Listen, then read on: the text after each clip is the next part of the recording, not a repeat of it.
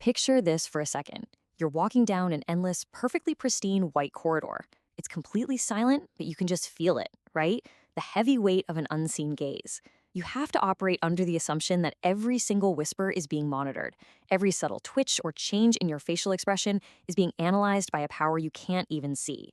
This isn't just basic physical surveillance. It's this deeply claustrophobic paranoia that literally seeps into your bones. And this is the everyday waking reality for the citizens of Oceania.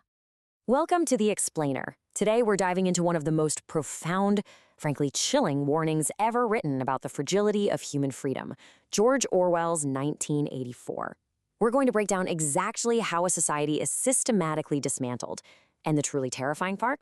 It's not just achieved through physical force or violence.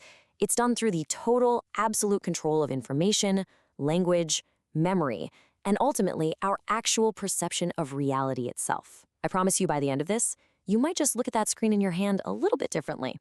Section 1. Surveillance, the omnipresent eye.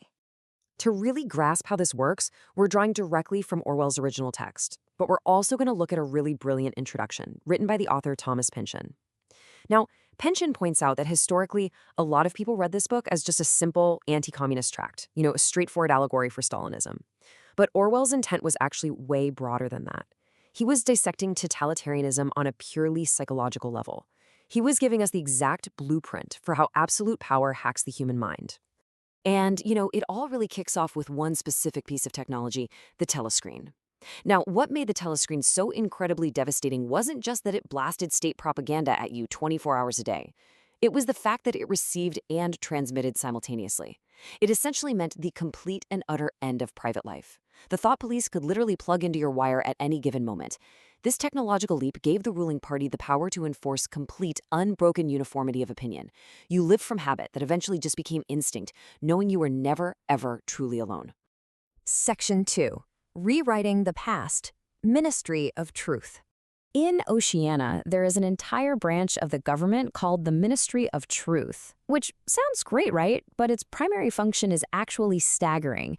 They continuously falsify historical records. Every single book, every newspaper, every statistic is constantly being rewritten to perfectly align with whatever the party happens to be claiming today. And why do this? Well, if the citizens have absolutely no standard of comparison from the past, they literally can't realize they're being oppressed in the present. It completely safeguards the absolute infallibility of the party. And this brilliantly illustrates the horrifying fragility of truth. For example, the main character, Winston Smith, vividly remembers that Oceania was in an alliance with Eurasia just 4 years ago. But the party now officially states that Oceania has never been in an alliance with them, ever. If all records tell the exact same state-sponsored lie, and everyone just accepts it, then that lie passes into history. It literally becomes the truth. The past is erased, the erasure itself is forgotten, and the lie becomes reality. Section 3. Doublethink, Mechanics of Control. Now, what's truly terrifying about this next concept is the massive psychological conditioning required for human mind to actually accept these constant, blatant rewrites of history without just totally breaking down. Orwell coined a term for this specific kind of reality control, and it's called doublethink. It's a form of immense, almost impossible mental discipline. It allows a person to tell deliberate lies while genuinely, truly believing them. You basically forget a fact that is inconvenient, and then if the party suddenly needs it, you draw it back from oblivion only to immediately forget it again. It's this conscious self-deception that entirely erases any feeling of guilt or falsity. You can see this discipline perfectly in the 3 main slogans of the party. War is peace, freedom is slavery, ignorance is strength. Thomas Pynchon observes that these act almost like twisted Zen koans. They literally force the mind to transcend logic and just fully surrender to the state's absolute authority. By embracing these impossible contradictions, the individual totally gives up their own grip on objective reality. Section 4. Shrinking the Mind, Power of Newspeak. The crucial point here is that to make rebellion impossible, physical force just isn't enough. The party has to destroy the very tools we use to conceptualize rebellion in the first place. They literally have to destroy our language. Enter Newspeak. It is the official language of Oceania, and it holds this absolutely terrifying distinction. As one of the characters proudly points out, Newspeak is the only language in the entire world whose vocabulary actually grows smaller instead of larger every year. Its entire sole purpose is to systematically narrow the range of human thought. Think about how we use language every day to express nuance or emotion or dissent. Newspeak strips all of that away. Every single concept is reduced to exactly one rigidly defined word, with all secondary meanings and historical associations completely rubbed out. Because think about it, if you don't even have the words to describe freedom or equality or justice, then a heretical thought, what they call a thought crime, becomes quite literally unthinkable. You cannot rebel if you literally cannot formulate the thought of rebellion. Furthermore, the actual physical texture of Newspeak is designed to bypass the brain entirely. Words are intentionally cut down into these short, staccato, gabbling syllables, words like profeed, thinkpole, or duckspeak. The goal here is to make speech totally independent of consciousness. A good party member should be able to just spray forth the correct orthodox opinions as automatically as a machine gun spraying bullets, without a single moment of internal reflection. Which leads us to this chilling conclusion from the text. The revolution will only be truly complete when the language is perfect. And when the language is perfect, there will be no need for self-discipline or reality control anymore, because the human capacity for critical thought will be entirely gone.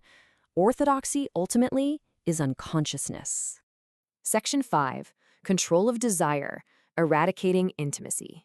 Beyond memory and language, the totalitarian state has one more massive enemy to conquer: human biology. The party must neutralize our deepest human instincts to prevent any private loyalties from forming.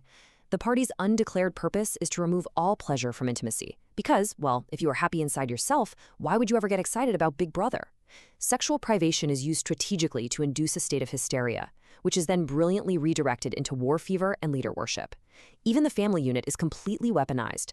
Children are systematically trained to act as intimate extensions of the thought police, constantly spying on their own parents for any sign of unorthodoxy. There is literally no safe harbor. Section 6. The final surrender. Loving Big Brother. As we reach the conclusion of our explainer, we really have to look at how Orwell's bleak vision directly connects to our modern digital existence. It's a connection Thomas Pynchon highlights vividly in his analysis. Pynchon draws a direct, striking parallel. Just look at the forced surveillance of Oceania's telescreens, and then compare it to the interactive, screen-filled reality we have voluntarily built for ourselves today. The two-way telescreen bears an incredibly uncomfortable resemblance to the devices we gaze into constantly. The big difference? The citizens of Oceania had no choice. Writing back in 2003, Pynchon reflects on how history is still routinely rewritten, or simply dumbed down into mere entertainment to serve institutional purposes. We see fragmented posts, shifting headlines, and algorithms feeding us highly curated versions of reality every single day. Orwell warned us about the vulnerability of memory, and honestly, his warning feels more urgent now than ever, as we navigate a world where truth is frequently treated as something highly malleable. In The Ministry of Love, Winston Smith experiences his ultimate psychological break. The true horror of 1984 isn't just that Winston is tortured, it's that he is broken down until he willingly surrenders his own identity. He stops swimming against the current. He genuinely learns to love Big Brother. He gives up his inner reality because at the end of the day, it is simply easier than fighting the overwhelming tide of the state. Which leaves us with this final, vital question to consider. In a world of endless social media feeds, constant digital connection, and algorithmic curation, freedom still begins with independent thought. The party forced their screens onto the walls. We carry ours willingly, right in our pockets. So what parts of your own reality, your own privacy, and your own independent thought might you be gradually surrendering without even realizing it? Really think about that. Thanks for joining me on this explainer. Keep questioning and definitely keep thinking for yourself.